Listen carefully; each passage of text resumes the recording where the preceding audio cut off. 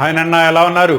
AP EAMCET కి సంబంధించి result కోసం వెయిట్ చేస్తున్న స్టూడెంట్స్ కి మెయిన్ అప్డేట్. అండ్ ఇక్కడ మీకు రీసెంట్లీ డిక్లరేషన్ ఫామ్ ని సబ్మిట్ చేయమని అయితే మాత్రం నోటిఫికేషన్ ఇవ్వడం జరిగింది. కానీ ఈ డిక్లరేషన్ ఫామ్ ఎవరు సబ్మిట్ చేయాలి, ఎలా సబ్మిట్ చేయాలి, అందరూ కంపల్సరీగా సబ్మిట్ చేయాలా లేకపోతే దీనిలో ఎవరికైనా ఆప్షన్ ఉందా, అండ్ డిక్లరేషన్ ఫామ్ చూడడానికి ఎలా ఉంటుంది, అంటే దాంట్లో ఏ డీటెయిల్స్ మనం ఫిల్ చేయాల్సి వస్తుంది, దీన్ని తీసుకొని చాలా మందికి డౌట్స్ ఉన్నాయి. అండ్ రెగ్యులర్లీ దాని గురించి ఒక వీడియో చేయమని చెప్పి కామెంట్ చేస్తున్నారు. సో దానిలో క్లారిటీ ఇవ్వడానికే ఈ కంప్లీట్ వీడియో అనమాట. దీనిలో డిక్లరేషన్ ఫామ్ గురించి మీకు కంప్లీట్లీ డీటెయిల్స్ ఇస్తాను, జాగ్రత్తగా చూసుకోండి. క్లియరా? ఏమైనా డౌట్ ఉన్నట్టయితే కనుక కామెంట్లో తెలియజేయండి. మాక్సిమం మీ కామెంట్స్ అన్నిటికీ కూడా నేను రిప్లై ఇవ్వడానికి ట్రై చేస్తాను. ఓకేనా? రెండోది, వన్స్ రిజల్ట్ వచ్చిన తర్వాత, మాకు ర్యాంక్ డిక్లేర్ అయిన తర్వాత selection of colleges, best 10 colleges, engineering colleges under EAMCET ఏమున్నాయి within AP, and EAMCET కాకుండా కనుక ఆప్షన్ కనుక తీసుకున్నట్టయితే ఏ ఇంజనీరింగ్ కాలేజ్లో ఏ బ్రాంచెస్లో సీట్స్ ఎలా ఉన్నాయి, దీని గురించి ఒక వీడియో చేయమని అడుగుతున్నారు. దానికి సంబంధించిన వీడియోని కూడా మీకు రిజల్ట్స్ వచ్చే ముందే డిక్లేర్ చేయడానికి చూస్తాను. అండ్ రెండోది, ఇక్కడ పాయింట్ జాగ్రత్తగా గుర్తుపెట్టుకోండి, మీ రిజల్ట్ వచ్చేటప్పటికల్లా మోస్ట్ ప్రాబబ్లీ 8, 9, 10 ఈ 3 డేట్స్లో రావచ్చు. ఎందుకంటే మీకు 5వ తారీఖు దాకా సప్లిమెంటరీ అండ్ బెటర్మెంట్ ఎగ్జామ్స్ ఉన్నాయి. దాంట్లో సెకండ్ ఇయర్ వాళ్ళకు కూడా ఈ సంవత్సరం బెటర్మెంట్ రాసే ఆప్షన్ ఇచ్చారు, ఎందుకంటే నెక్స్ట్ ఇయర్ నుంచి సిలబస్ మారిపోబోతుంది కాబట్టి వాళ్ళకి కూడా ఎగ్జామ్స్ అయిపోయిన తర్వాత మాత్రమే మీకు రిజల్ట్స్ని డిక్లేర్ చేసే ఛాన్స్ ఉంది అని చెప్పి చూచాతాయిగా మీకు బోర్డు అయితే డిక్లేర్ చేసింది. కాబట్టి ఈ పాయింట్ని జాగ్రత్తగా గుర్తుపెట్టుకోండి, అంతకంటే ముందొస్తే కనుక మంచిదే. రెండోది, కీ అయితే కనుక ఆల్రెడీ అగ్రికల్చర్ అండ్ ఫార్మసీ వాళ్ళకి, ఇంజనీరింగ్ వాళ్ళకి సెపరేట్గా ఇవ్వడం జరిగింది. దానిలో మీకు ఏమైనా అబ్జెక్షన్స్ ఉంటే కనుక దానికి మీ అబ్జెక్షన్స్ని రైజ్ చేయడానికి కూడా డేట్ నిన్నటితో, దట్ ఈస్ 27th క్లోజ్ అయిపోయింది. కాబట్టి మీకు ఏమైనా అబ్జెక్షన్స్ ఉన్నా కూడా దాన్ని ఇంకా ఇన్ఫార్మ్ చేసే, ఇంటిమేట్ చేసే ఛాన్స్ అయితే ఇంకేం ఉండదు. కాబట్టి డైరెక్ట్లీ ఇంకా రిజల్ట్ గురించి వెయిట్ చేయడమే. ఓకేనా?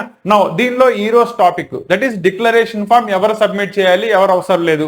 మెయిన్గా RGUKT, that is nothing but Rajiv Gandhi university for knowledge technologies, వాళ్ళు కూడా ఏపీ బోర్డు కిందకే వస్తారు.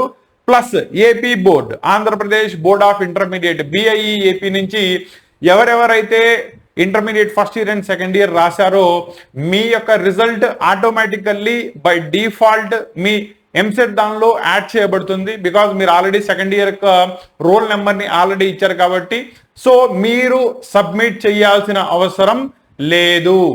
మళ్ళీ చెప్తున్నాను, ఏపీ బోర్డ్ ఆఫ్ ఇంటర్మీడియట్ ద్వారా ఇంటర్మీడియట్ చదివిన స్టూడెంట్స్ అండ్ RGUKT ద్వారా +1 +2 చదివిన స్టూడెంట్స్ ఈ డిక్లరేషన్ ఫామ్స్ ని సబ్మిట్ చేయాల్సిన అవసరం లేదు. Whereas remaining students, that is other states నుంచి 10+2 12 కంప్లీట్ చేసుకున్న స్టూడెంట్స్, అంటే వేరే స్టేట్స్ లో ఆ స్టేట్ యొక్క బోర్డుకి సంబంధించి లేదా CBSE బోర్డులో అయినా కూడా 10+2 కంప్లీట్ చేసుకున్న స్టూడెంట్స్ కానీ, లేదా ప్యూర్లీ CBSE దానిలో within AP or Telangana ఉండి కూడా +1 +2 కంప్లీట్ చేసుకున్న స్టూడెంట్స్ అయితే మాత్రం కంపల్సరీ ఈ డిక్లరేషన్ ఫామ్ ని సబ్మిట్ చేయాలి.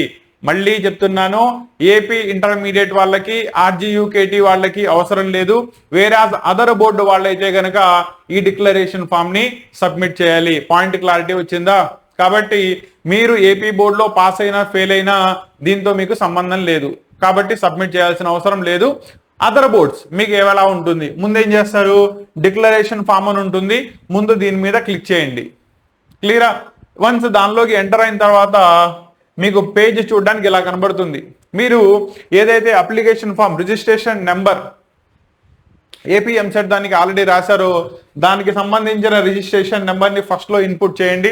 తర్వాత మీరు రిజిస్టర్ చేసుకున్న hall ticket number, AP EAMCET hall ticket నెంబర్ని అండ్ దానికి సంబంధించిన మొబైల్ నెంబర్, ఏదైతే ఎంసెట్ యొక్క అప్డేట్స్ అన్నీ కూడా మీకు ఏ నెంబర్లో అయితే అందుతున్నాయో ఆ నెంబర్ని ఎంటర్ చేసినట్టయితే మీరు దెన్ లోపలికి అప్లోడ్ చేయబడతారు. ఒక OTP వస్తుంది.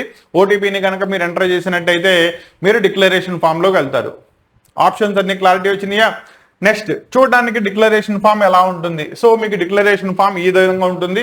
అండ్ దీనిలో మీకు మెయిన్ వచ్చేటప్పటికల్లా డిక్లరేషన్ ఫామ్లో ఏపీ వెబ్సైట్కి సంబంధించిన hall ticket number, next candidate యొక్క పేరు, fathers name, mother name, and మీరు రిజిస్టర్ చేసుకున్న మొబైల్ నెంబరు, మీరు క్వాలిఫై అయిన ఎగ్జామినేషన్ దట్ ఈస్ సిబిఎస్ఈ ద్వారా +2 కానీ లేదా other board Karnataka boards, Tamil Nadu boards, ఇలా డిఫరెంట్ బోర్డ్స్ ఉన్నాయి. వాటి ద్వారా మీరు +2 కనుక కంప్లీట్ చేసుకున్నట్టయితే కరస్పాండింగ్ దాని యొక్క examination, hall ticket number and దానిలో వచ్చిన మార్క్స్ యొక్క డీటెయిల్స్ ని ముందుగా ఇన్పుట్ ఇవ్వాల్సి వస్తుంది. క్లారిటీ వచ్చిందా? ఎందుకంటే మీకు ఎంసెట్ లో రాసిన స్కోర్ ని 75% తీసుకుంటే 25% విల్ బి ద +2 యొక్క స్కోర్ ఉంటుంది కాబట్టి దాన్ని యాడ్ చేయాలంటే డిక్లరేషన్ ఫామ్ ని సబ్మిట్ చేయడం కంపల్సరీ. నెక్స్ట్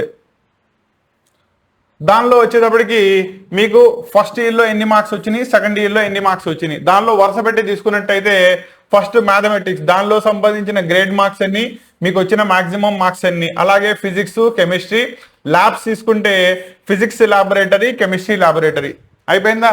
అలాగే సెకండ్ ఇయర్ కి సంబంధించుకున్న ఇవన్నీ అంటే మీకు ఫైనల్లీ టోటల్ ఎంత వచ్చిందో అక్కడ ఎంటర్ చేయాలి.